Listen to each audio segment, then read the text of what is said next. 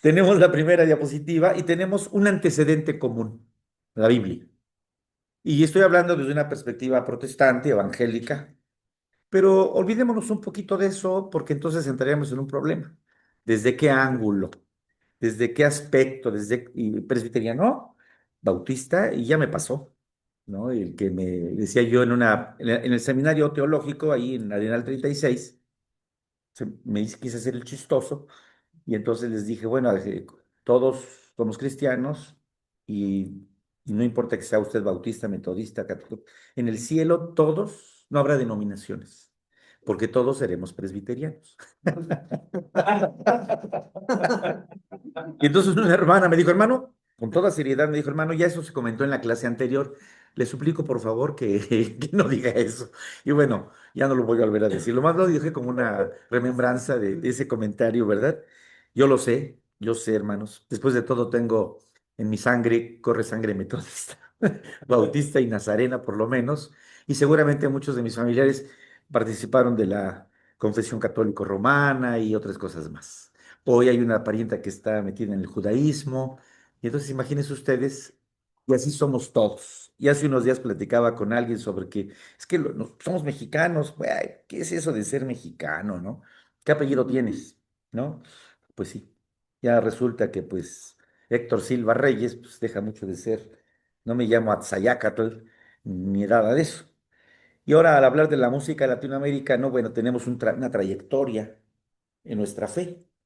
Leemos el Antiguo Testamento, leemos el Nuevo Testamento, y entonces nos descubrimos que la Biblia nos invita a cantar a Dios, cantad a Jehová, cántico nuevo, hacedlo bien, tañendo con júbilo. Y luego Crónicas, David y los jefes del ejército apartaron para el ministerio a los hijos de Asaf, Emán y Jedutún, para que profetizasen con sus instrumentos. Y empieza una cultura musical para nosotros los que estamos en el ministerio de la música, pero no alejados de la teología, tiene que estar cerca de la teología. Las escuelas como la comunidad teológica, lo sé, como el Seminario Teológico Presbiteriano, como la Iglesia Bautista y como las iglesias históricas, han hecho escuelas de formación litúrgica y musical y que nos han preparado a veces mejor y a veces no tan bien, pero hay una formación. Y entonces, en ese sentido, tenemos que reconocer que el texto bíblico, la palabra misma de Dios, nos va dando los fundamentos. El Nuevo Testamento invita en la carta a los Efesios, para variar, como pensando en el doctor Mario Ávila, ¿no? Con salmos e himnos y cánticos espirituales. Y salmos, pues nadie duda de los salmos. ¿Cuántos son? 150 inspirados por Dios, hablamos de la inspiración. Y luego hablamos de los himnos, que por cierto tiene un origen profano. Los himnos en su origen no eran cristianos. El contexto egipcio, por ejemplo, en la antigüedad tenía sus himnos a sus dioses, los griegos, y acuña la palabra himno, cantando entre vosotros e himnos, es decir, con cánticos. En el contexto profano, un himno era un cántico a las divinidades, a los héroes, y Pablo toma la palabra y la mete tanto en Efesios como en Colosenses con la palabra himno. El Señor Jesucristo cantó el himno, se utiliza la palabra.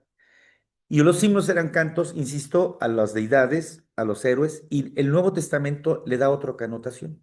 Acuña la palabra, pero con un sentido, y en la mejor tradición cristiana, y desde la perspectiva más reformada, perdón, lo digo así como reformado y presbiteriano, dice Salatiel Palomino, cita en una de sus clases, los himnos deben ser teológicos.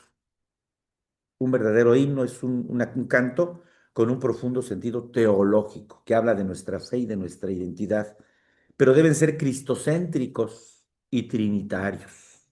Y entonces, sí, por ahí traigo el himnario presbiteriano, son 706 ahora, eran 500 en la antigua versión de himnario que teníamos, de los más pobres que tenían las iglesias evangélicas en cuanto a su contenido, y se renueva en el principio del milenio, y tenemos un himnario de 706 y sigue manteniendo himnario, el nombre de himnario, pero los himnos son cantos muy específicamente creados con un sentido teológico, cristocéntrico y trinitario. Pero Pablo dice, y cánticos espirituales.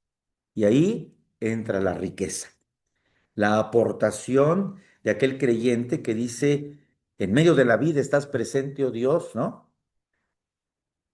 más cerca que mi aliento, sustento de mi ser. Ya es la expresión individual y particular de mi fe. Jesús es mi rey soberano, dice el compositor. Y es la expresión del individuo que está expresando su fe en su propia experiencia.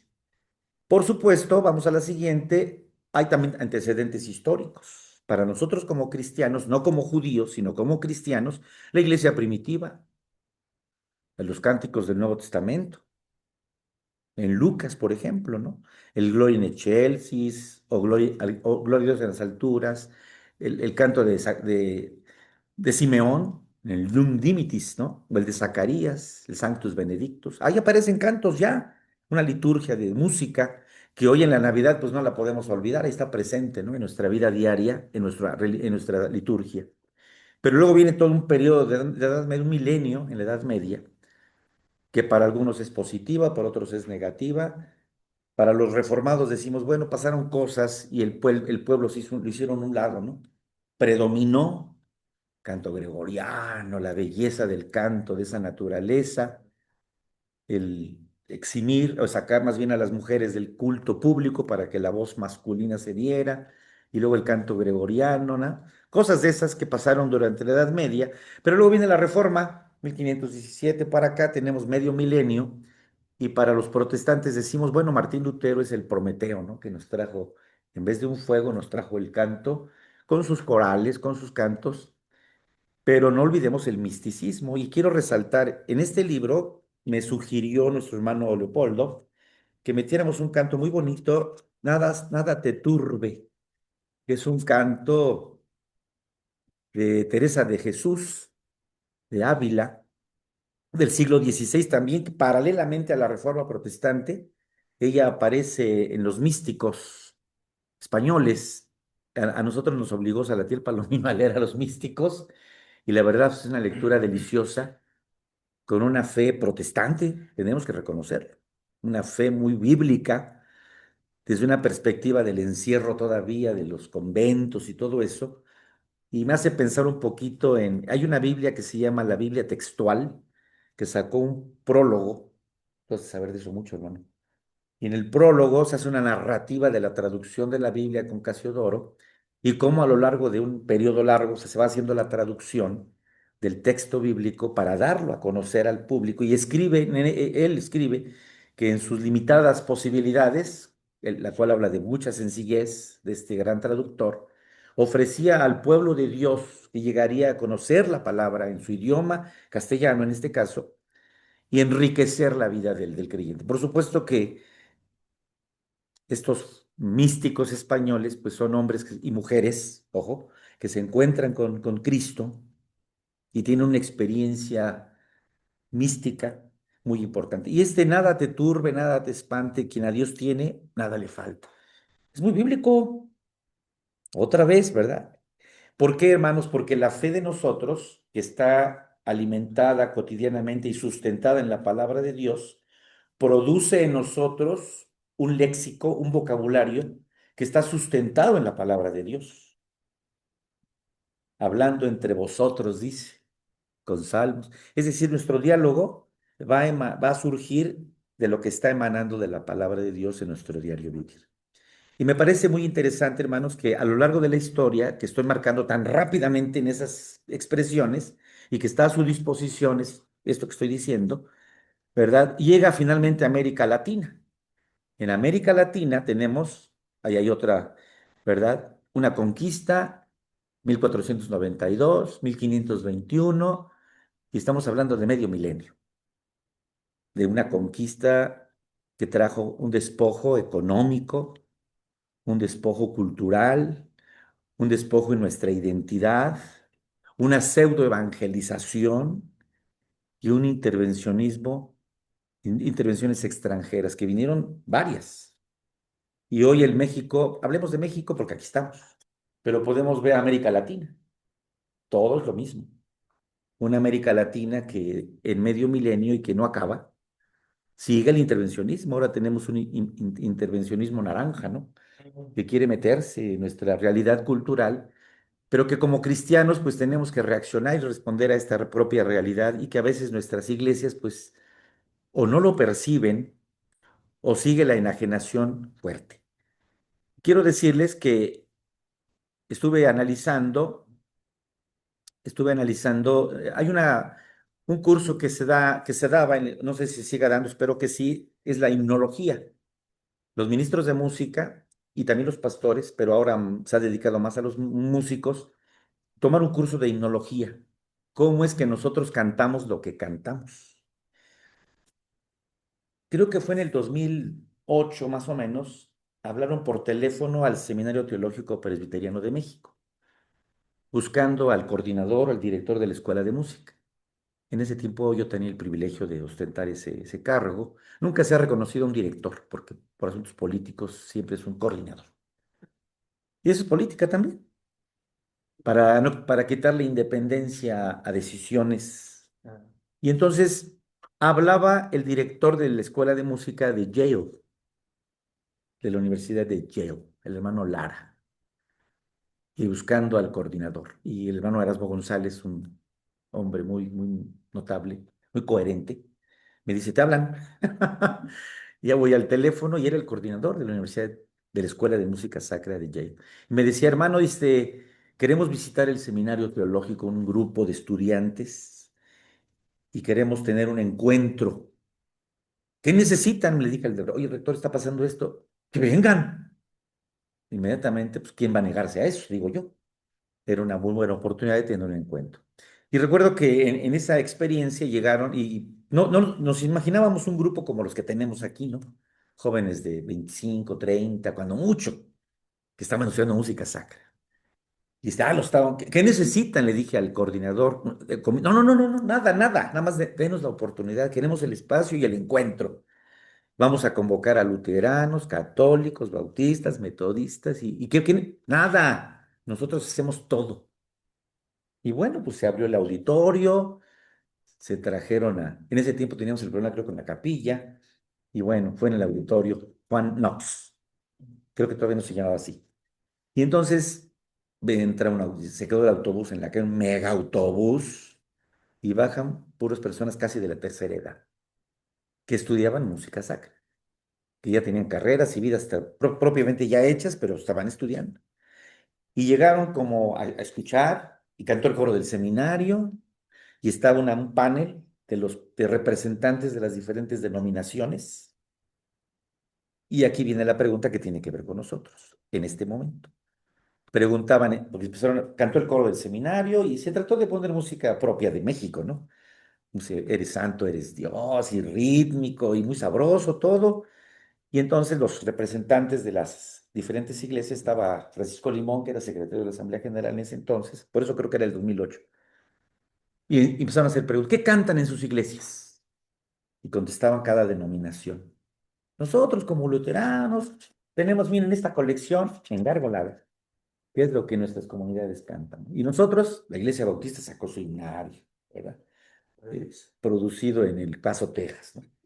Y luego sacaron, así, y nosotros los presbiterianos acabamos de estrenar a pocos años atrás el himnario, el Solo a Dios la Gloria. Y pues de todo, ¿no? ¿Y qué cantan? Pues sí, la gran mayoría de los cantos son anglosajones, de tradición inglesa, de tradición alemana, de tradición francesa. Y bueno, se exhibió, lo digo de buena manera, no lo digo de una manera peyorativa, se dio a conocer. Y pues, los que somos de aquí, pues dijimos, nunca habíamos hecho nosotros esto, por los prejuicios que desgraciadamente tenemos entre nosotros. Y entonces, pues ahí había gente que no teníamos tantos prejuicios. Siempre los tenemos, ¿verdad? De alguna manera. Y entonces se exhibió todo este tipo de información. Felices los norteamericanos, felices de estar escuchando y tomando fotografías, tomando notas, grabando, porque iban a hacer un informe de su visita a México, de su perspectiva ante eso, en un seminario confesional, que es el teológico, que también tiene su historia, el seminario teológico, con respecto a la comunidad teológica, cosa que tampoco me ocupa en esta tarde, porque además no soy el especialista, pero hay una relación muy intensa, muy cercana. Arquitectónica, parece. Arquitectónica y también en el proyecto. Decía don Abel Clemente, bueno, ya lo voy a decir aquí, ya que pero don Abel Clemente decía que fueron invitados la Iglesia Nacional para ser parte de esta comunidad teológica pero por aspectos de celo o de ignorancia, dijeron, no, nosotros somos aparte. Y entonces el arquitecto dice, pues acá hagas lo que quieras, ya tengo doble chamba, ¿no? Y entonces construye el campus del teológico y es el campus de la comunidad teológica. Y hasta se parece todo el diseño arquitectónico y la capilla de San Jorge y todo eso. Bueno, ¿verdad que sí? Yo nomás veo cabecitas que dicen, sí, por ahí va la cosa y por ahí va la cosa. ¿Cómo? Es correcto. José Valladares, presbiteriano y miembro de la Iglesia Puerta de Salvación. Y bueno, oye, esa es otra historia también que habría que contar completa. Pero bueno, y entonces esa experiencia del saber, de conocer, pero decía, le conté una historia a Leopoldo que a principios del milenio yo me acababa de casar con mi esposa, con Laura, y no estaba todavía mi hijo. Y entonces me invita, ¿cómo se llama el hermano Tamal? David. David. Le decían el tamal, por eso. David Herrera. David Herrera. Hijo, va a salir ¿puede cortar esto, por favor? No, pero lo decían con cariño y todos le decían así. Y entonces decía, oye Héctor, quiero que estés, va a estar Sergio Cárdenas, por cierto, compartiendo algo de su música que está grabándose con coros europeos y música en español. Y va a ser en la sede de la Iglesia Metodista de Valderas. Te invito. Ah, pues que pues fui, cómo no, me interesa, era una noche lluviosa. Y llegamos esa noche y estábamos ahí esperando que iniciara la actividad, había muchas personas, y en eso llega Javier Arjona y se encuentra con Sergio Cárdenas, dos músicos, coralistas los dos, uno director orquestal más bien, y el otro director coral. Y empieza un diálogo muy interesante que yo estuve escuchando, que casi lo tengo de memoria, porque se quedan esas cosas en la mente cuando uno lo sorprende. Y le decía, ¿qué estás haciendo, Javier? Y le dice Javier a Sergio, estoy trabajando o sea, estamos trabajando con un coro a capela, el Cantar de los Cantares, y estamos haciendo aquello y aquello, y estamos trabajando también con el himnario presbiteriano, habíamos estado trabajando, ya estaba funcionando el himnario. Y contesta Sergio Cárdenas, ¿siguen con sus gringadas? Y yo me quedé así un poco, uy, y contesta Javier Arjona, no, no, no, estamos incluyendo mucha música propia latinoamericana. Y hasta ahí se quedó el comentario. Yo me quedé con ese comentario en la mente.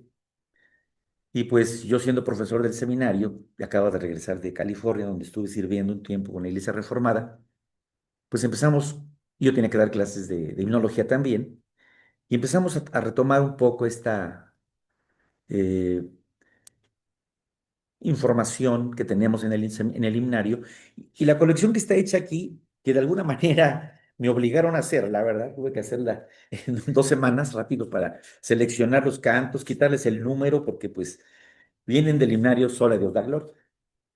Y podrían salir muchos más, pero también introdujimos algunos que no son tan latinos, pero son producción nacional, que están hechos en México, ¿no? Tienen ahí el sello como Obed Valencia, por ejemplo, que es un músico presbiteriano, pero todavía algunos conservan la línea anglosajona, los cantos anglosajones, porque lo latinoamericano tiene que ver con cultura, con la reflexión teológica, pero con el ritmo. La música latinoamericana tiene que ver mucho con el moverse, ¿eh? El ritmo, lo sabroso, bailar. Eso es lo latinoamericano, no lo frío anglosajón. Algunos de nosotros, yo personalmente crecí con esa línea, lo cuadrado de la música con órgano. A veces no tanto con el piano, con órgano. Y cantar los himnos serios. Y no voltees, estás en el culto, ¿no? Decía mi tía, cuando íbamos a la iglesia bautista, estábamos cantando y ahí estábamos como chamacos, ¿no? Y nos sentaban a mis primas y a nosotros adelante y ellos atrás. Y estamos en el culto, seriecitos, ¿verdad? Casi coscorrones por ahí, ¿verdad? Porque es una cultura que fuimos heredando a lo largo de los años. Y bueno, algunos la han mantenido, ¿verdad? Viene a México en el siglo XIX las misiones, tal vez desde antes, pero hablemos de las misiones porque estaba leyendo un documento cuando en Brasil llegan las primeras comunidades en el tiempo de Calvino y los soldados, los que venían en los barcos, Querían celebrar la comunión, pero no tenían vino. Por ahí hay una nota, ¿verdad, hermano? Y le mandan, ¿verdad? Oye, ¿qué hacemos? Pues con lo que haya. Si no hay vino, oye, tal vez agua de Jamaica, ¿no? Pero por lo rojito, a lo mejor agua de Jamaica, ¿no? Diríamos, o ¿cómo se llama esa cosa que parece tuna? Pitaya, ¿verdad? A lo mejor, ¿verdad? La idea es que el simbolismo del vino con la sangre, ¿verdad? Era la esencia neotestamentaria de la comunión, tal vez, en ese sentido. Y bueno, pues todos esos elementos están. Cuando yo empecé a asistir a la iglesia presbiteriana en 1974, enero de 1974, llego a la iglesia presbiteriana y estaba el pastor Jonathan Monterrey. Yo venía de una tradición, insisto, muy cuadrada, Príncipe de Paz, Mina y Héroes, la iglesia bautista, Valderas, ¿verdad? Órgano y a veces piano. Y entonces entro a la iglesia con mis papás, porque mi papá era un obrero, y como nos habíamos cambiado a Ecatepec, muy cerca de donde está actualmente el hermano, y decía, viajaba y tenía que pasar por casas alemanas enfrente de la calle de Puerto Acapulco, y un día llega, muchachos, encontré una iglesia ahí en casas alemanes presbiteriana, vamos el domingo. Pues ya lo demás para acá es historia. 51 años, ¿no? De estar en el presbiterianismo. 6 años después yo entré al seminario a estudiar música sacra, pero desde el momento en que yo llego a la iglesia de Dios con nosotros, me encuentro con que hay quienes tocan la guitarra. Oh, casi me quedo sin aliento, siendo niño, un joven, porque estábamos acostumbrados a una cultura. Las guitarras, cantando a dúo de guitarra, la esposa del pastor cantando con uno de los hermanos. Llega la hermana Evelia Barrios, que era organista, la trajeron en esos meses, la traen y empieza ella a tocar, ella era organista, y forma un coro de niños con flautas, con claves, con cascabeles, y empezamos a introducir el culto por un pastor. Aquí, ojo, aquí el pastor tiene mucho que ver. El pastorado tiene mucho que ver en lo que la iglesia hace y a lo que está abierta. Y este pastor, abierto a la música, al aplauso, cantando coritos, y el culto matutino era un culto muy cuadrado, pero el culto vespertino era un culto muy alegre, pero ya no cabía la gente en los años 80. Era tanta la gente que el culto en las noches tenían que bajar sillas desde la fachada de la iglesia, aventaban las sillas y las íbamos metiendo al culto para que la gente cupiera, porque se sentara, porque ya no había espacio. Y fue una época muy, muy brillante de Dios con nosotros, porque la música jugó un papel muy importante, pero la predicación, una predicación bíblica muy, muy fuerte. Un orador, el pastor era un orador nato. No sé si tú lo conociste ahora, predicando a tu paisano, a Jonathan Monterrey. Entonces, ¿qué quiero decir con esto? A mí me estaban diciendo que la música latinoamericana. Aquí hay algo que las misiones nos trajeron, una forma, ¿verdad? Que nos hizo ser dependientes de una liturgia y que nos tuvimos que imitar modelos. Digo, Isaías 6 es un planteamiento bíblico que tiene implicaciones teológicas para el orden del culto. O Deuteronomio, perdón, sí, Deuteronomio 26, otro modelo bíblico y litúrgico. Pero no tenemos que hacer, he ido a iglesias hoy, en estos días, donde es lo mismo el culto, lo mismo. Y el pastor tiene palabras que siempre que se para son las mismas que dice, y ahora ya no está el pastor, pero sus ancianos repiten las mismas palabras. Es decir, estamos hechos a una cuadratura tal y las iglesias se están vaciando, empezando por los jóvenes. Se han ido de las iglesias buscando otra cosa. Entonces, por eso hablo de imitación, ajá, una dependencia litúrgica. Las escuelas de música sacra tienen que llevarnos, era una de las preguntas que yo me hacía cuando empecé a estudiar, ¿para qué me enseña Biblia? Ángel Reynoso, el maestro de Biblia, antiguo, el hermano Mariano Ávila del Nuevo Testamento, ¿verdad? Y otras materias que nos fueron conformando en nuestra mente. Salatiel Palomino, el maestro de teología. Esos fueron nuestros maestros, entre otros. y maestros de música al nivel de César Sosa. Diles quién eres, Jesús. César Sosa, ¿alguien sabe quién fue César Sosa? Son demasiado jóvenes, tal vez. Sí. ¿Alguien ha oído hablar de los Xochimilcas? Los Xochimilcas fue un grupo de los años 50 o 40 con música popular, guapachosa. Y César Sosa era el acordeonista, con tres músicos, un contrabajista, un baterista, ¿y quién era el otro? Era una trompeta, ¿no? Y un trompetista, correcto. Todos ellos a nivel de concertismo, ¿eh? No eran improvisados como muchos grupos ahora están haciendo música. Era gente, o sea, César Sosa estudió en la Escuela Nacional de Música, era un pianista de concierto. Y sus últimos años de vida los ofreció al seminario, porque él era el músico del Divino Salvador allí en la Argentina y Venezuela. Su familia formaban un coro y orquesta, y los domingos era un espectáculo. Bueno, quitemos de lo de espectáculo, era un culto extraordinario con música. Sí, era un espectáculo. ¿Era espectáculo? Sí. Bueno, yo nunca estuve, pero contaban eso. No debería ser un espectáculo, debería ser algo. La Biblia habla, ¿no? Cantando entre vosotros con salmos, y dice los hijos de Asaf, Emán y Jedutum profetizaban con sus instrumentos, salterios, ¿no? Y hemos reducido la iglesia a que si no tocas el órgano, no es culto.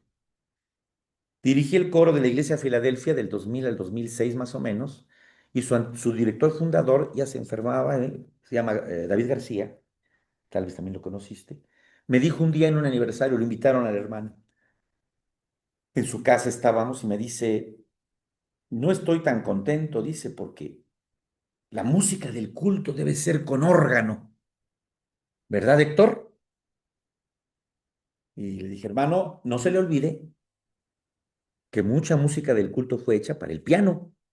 Digo, si vamos a seguir música de Mendelssohn o de Mozart, eso que no se puede tocar en el órgano. Fueron hechos para un piano, con toda la extensión de un instrumento, con la sensibilidad de un pianista. Y eso pasarlo a un órgano, pues es una bronca, ¿no? Es un problemón. Y así, ese fue César Sosa, un maestro que fue nuestro maestro de mi generación de armonía. Él era compositor, escribió en el centenario del seminario, 1982. El seminario se fundó en 1882. 100 años después nos tocó ser alumnos, también a Leopoldo. Y el hermano compuso un concierto para piano, coro y orquesta, que se estrenó con orquesta en Príncipe de Paz, en una sola exposición, con orquesta. Hay una grabación que hizo Abraham Pérez, mi compañero, ahí al ladito.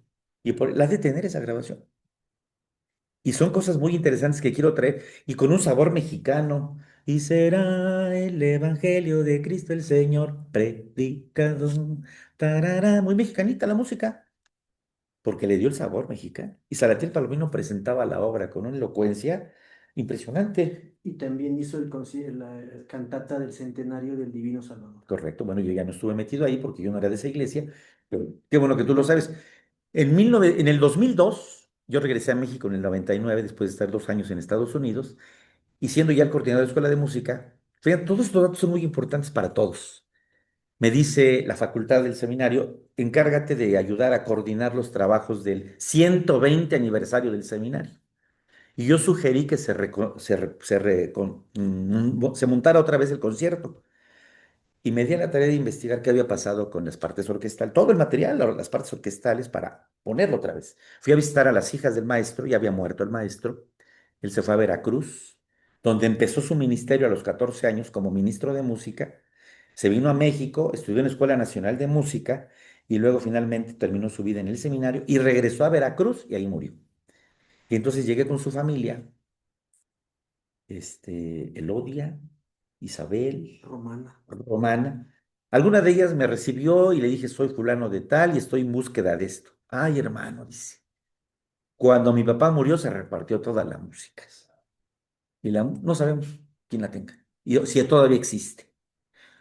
Ya no quiero decir más cosas porque hay cosas que pueden ser molestas para los que están escuchando. Y entonces, ese fue César Sosa, compartiendo una trayectoria y un maestro que se para enfrente a darnos una clase, no solamente nos comparte que una unidad o una blanca, ¿verdad? Es un sonido con un valor relativo en una cifra indicadora de compás y con una clave y todas esas cosas de la teoría musical, sino que también nos comparte toda su vida. Un docente en la música transmite toda su vida, tiene mucho que contar. A veces vivíamos en el seminario, estábamos en el programa de alumnos internos y llegábamos a su clase del maestro y de pronto estaba en los cubículos tocando música, sus dedos de un anciano ya de octogenario tal vez, y nos quedábamos viendo en la ventanita y cuando se daba cuenta volteaba y dejaba de tocar y nos siga tocando, maestro, no, no, no, nos íbamos al cubículo a seguir estudiando y alguna vez nos contó que su maestro fue un tal Gaitán, no lo he encontrado en la historia de los músicos, y que ese maestro, al ver su capacidad, le daba clases de piano, pero le decía, te quiero en mi casa, porque descubrió tal vez su talento, ahora lo veo así. ¿A qué alumno le da uno tanto tiempo? Pues, ahí te va en la clase, en la escuela, ¿no? Pero decir, no, a ti te quiero en mi casa. Y dice que lo ponía a tocar los conciertos para piano y orquesta, y él, el maestro, tocaba las reducciones orquestales en el otro, en un piano, mientras el maestro tocaba la parte de piano en el otro piano, y hacían ejercicios de esa naturaleza. El que sabe de música sabe de lo que estoy hablando, por supuesto. La dificultad pero el interés de un docente. Y cuando contaba esas historias, el maestro, su mente se iluminaba su rostro y sus ojos se llenaban de lágrimas al hablar de su maestro. Y cuando yo me acuerdo de mi maestro, pues no se me llenan los ojos de lágrimas porque era un hombre muy alegre. El doctor Salatiel Palomino le decía nuestro decano. Y decía, decanas, qué decano, porque era su cabeza blanca, blanca, ¿verdad? Y cosas de esas tan importantes y tan trascendentes. Pero regreso a la temática que nos ocupa, ¿verdad? En la parte última, casi, bueno, no es lo último, en el tema 5 nosotros estamos en una crisis aquí, la iglesia urbana. ¿Hasta qué horas tenemos? Ya, ¿verdad? No, así es. Minutos. Porque tengo que ir también. La iglesia urbana y la iglesia rural. Si nosotros vamos a las diferentes iglesias, enfrentamos el mismo problema, sean metodistas o bautistas o presbiterianos o pentecostales, ¿verdad? El ejecutante y los instrumentos. ¿Qué se toca? Me acuerdo que nosotros íbamos muy seguido a Michoacán, allá a la zona minera de Angangueo, mi generación de jóvenes, y íbamos a una iglesita ahí en la montaña, y me encontré con un armonio de aire. Yo pensé, ¿qué es esto? Y le sacamos todo el polvo y todo roto el fuelle, en fin. Pero había un jovencito que tocaba la guitarra y había un himno, Rostro Divino, Rostro Divino, algo así. Y me dijeron, vamos a cantar ese himno, hermano, y sin piano, sin nada, y yo ni lo conocía. Son de los himnos que nadie canta. Y luego sin un instrumento. No, no, yo lo toco. Y que es un corrido.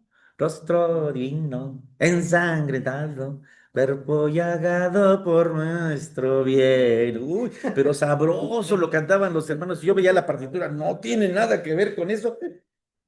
Pero así lo hacían los hermanos. Y yo creo que eso es música latinoamericana. Porque es el sabor de lo que los hermanos, con lo que tienen y con lo que pueden. Manejo de formas autóctonas y estoy citando el nacionalismo musical tardío en México, como mezclando todo. En la Escuela Nacional de Música tuve la oportunidad de estudiar composición. No soy compositor, se los digo de una vez, no, no me contraten para hacer una orquesta, una composición porque no lo voy a hacer. Pero me ayuda a mi ministerio, por supuesto. Esa es la tarea mía. Y recuerdo que uno de mis maestros era Armando Sayas, director orquestal. Y él nos dio la clase de etnomusicología, una materia que iba tratando de rescatar lo que tenemos como música. Y me tocó estudiar a mí en el seminario a Luis Sandy. Y también en la primaria, en la secundaria me tocó algo de Luis Sandy, un etnomusicólogo mexicano. Y escribe Luis Sandy. El libro está en la biblioteca del Teológico.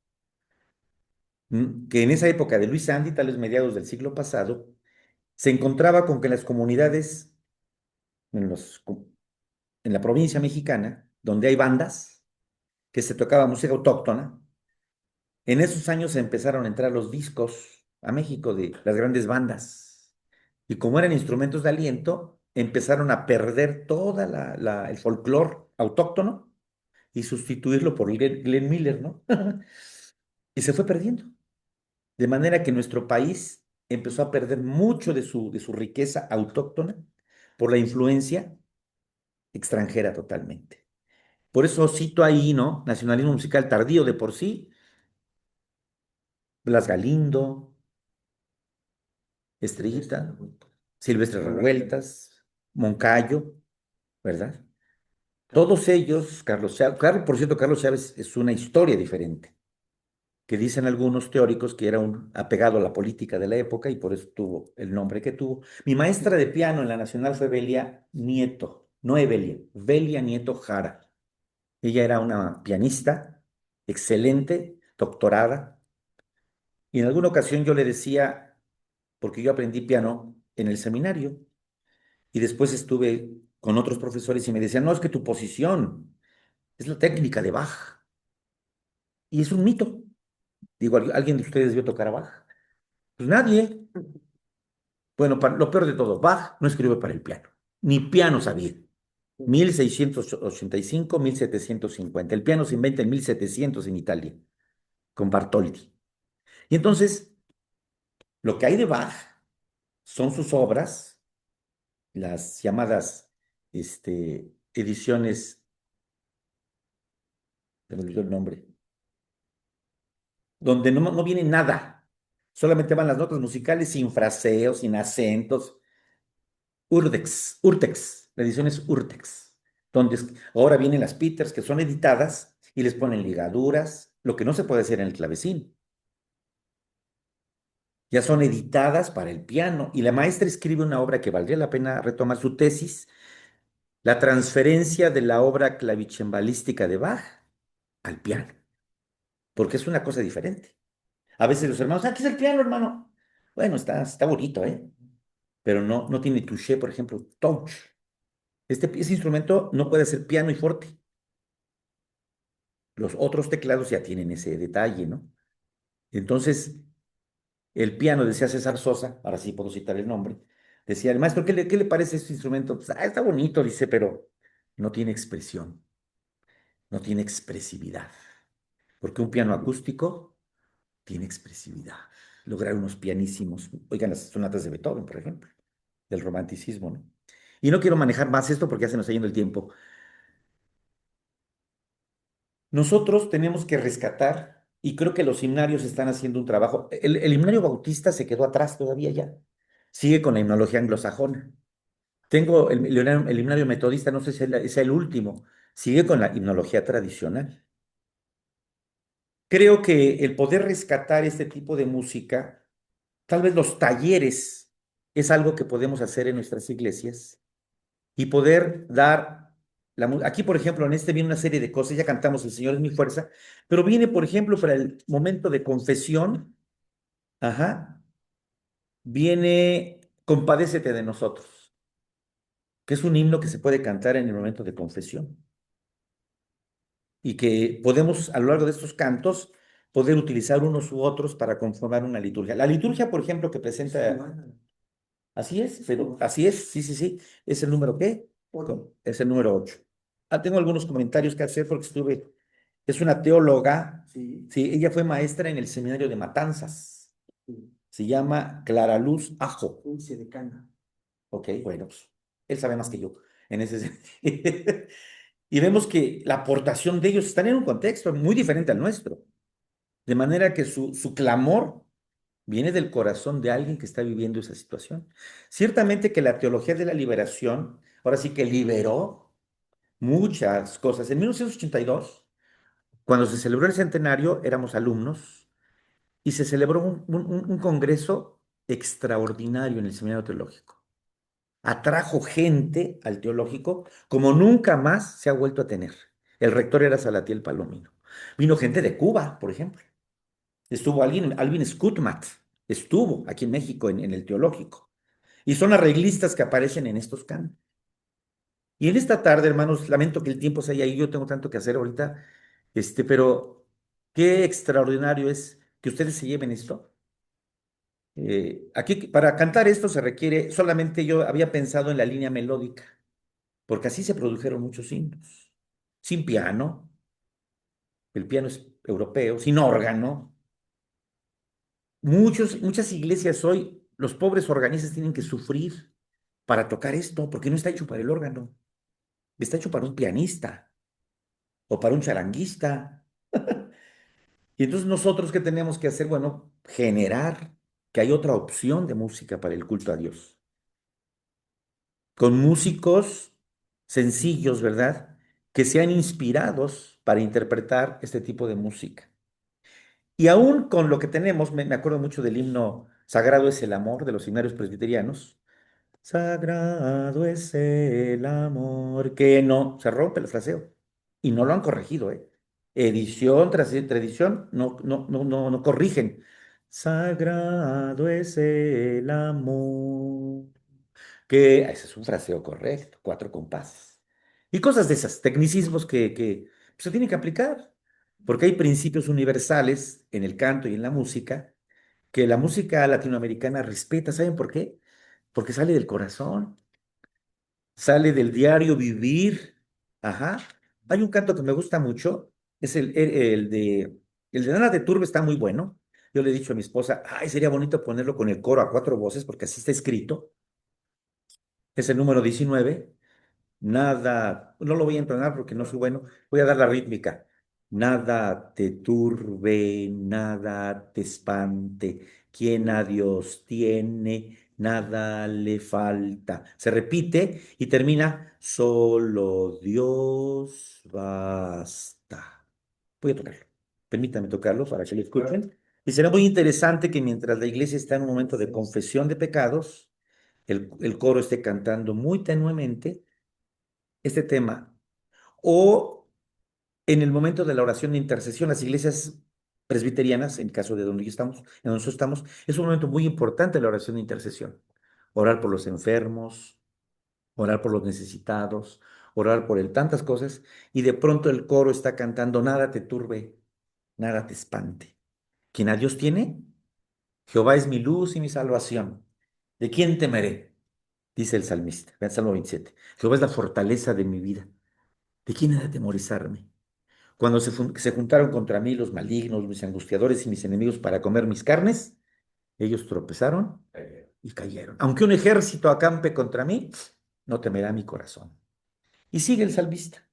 Me parece muy interesante porque es la idea de Teresa de Jesús, es Santa Teresa de Jesús, yo le quité el santo, Teresa de Jesús, ¿verdad? Porque todos somos santos en términos bíblicos, porque hemos sido redimidos por la sangre de Cristo y somos parte de su pueblo en la mejor teología reformada.